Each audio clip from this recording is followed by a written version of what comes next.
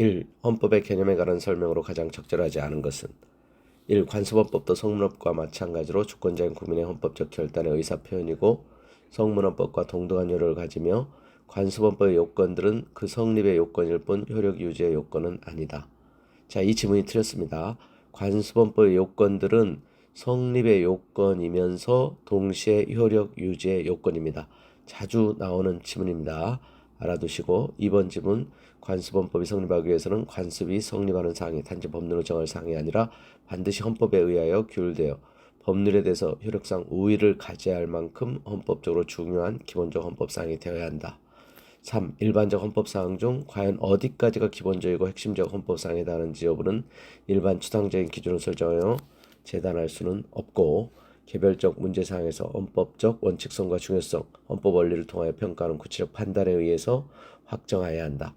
4. 성문헌법이라고 하여도 그 속의 모든 헌법사항을 빠짐없이 완전히 규율하는 것은 불가능하고 또한 헌법은 국가의 기본법으로서 간결성과 함축성을 추구하기 때문에 형식적 헌법 전에는 기재되지 아니한 사항이라도 이를 불문헌법 내지 관습헌법으로 인정할 소지가 있다.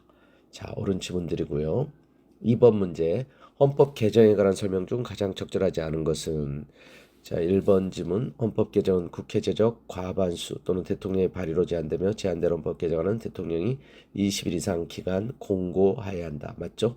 2번 우리 헌법 각 개별 규정 가운데 무엇이 헌법 제정 규정이고 무엇이 헌법 개정 규정인지를 구분하는 것이 가능하지 아니할 뿐 아니라 각 개별 규정의 그 효력상 차이를 인정해야 할 형식적 이유를 찾을 수 없다. 자, 옳은 지문 자주 나옵니다. 3. 7차 개정헌법에서는 대통령이 제안한 헌법 개정안은 국민투표로 확정되며 국회의원이 제안한 헌법 개정안은 국회 의결을 거쳐 통일주체 국민의 의결로 확정되도록 하였다. 자, 헌법 개정 절차를 이원화하였다는 거 7차 개정헌법 유신헌법이 중요한 특징입니다. 자, 4번 지문이 이제 조문 문제로 이게 틀린 겁니다. 헌법 개정안이 국회에서 의결된 후 60일 이내에 국민투표 붙여 국회의원 선거자 과반 투표와 투표자 과반 찬성을 얻으면 헌법 개정은 확정되며 국회의장은 즉시 이를 공표해야 한다 그랬는데 국회에서 의결한 후 60일이 아니고 30일 이내에 국민투표에 붙여 국회의원 선거자 과반 투표와 투표자 과반 찬성을 얻어야 됩니다. 그때 확정되고 대통령이 즉시 공포해야 됩니다. 자, 3번 문제 넘어갑니다. 헌법 개정 절차에 관한 설명으로 가장 적절하지 않은 것은 1번 헌법 개정의 발의는 국회 제적 과반수 또는 대통령에 의해 행해지며 대통령의 임기 연장 또는 중임 변경을 위한 헌법 개정은 그 헌법 개정 제한 당시 대통령에 대한 효력이 없다. 자, 8차 개정헌법 때부터 헌법에 명문화된 내용이죠. 2번 국회는 헌법 개정안의 공고기간이 만료된 날로부터 60일 이내. 자, 이 부분이 틀렸습니다.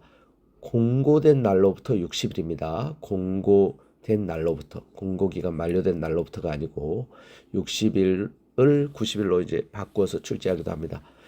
공고된 날로부터 60일 이내에 의결하여 하며 국회 의결은 재적 3분의 2 이상 찬성을 얻어야 한다. 3. 헌법 개정안은 국회가 의결한 후 30일 이내에 국민투표에 붙여 국회의원 선거자 과반 투표와 투표자 과반 찬성을 얻어야 한다. 4. 국민투표에 관한 이의가 있는 투표에는 투표인 10만 이상 찬성을 얻어 중앙선거관리위원회 위원장을 피고로 하여 투표일로부터 20일 이내에 대법원에 제소할 수 있다. 옳은 지문입니다.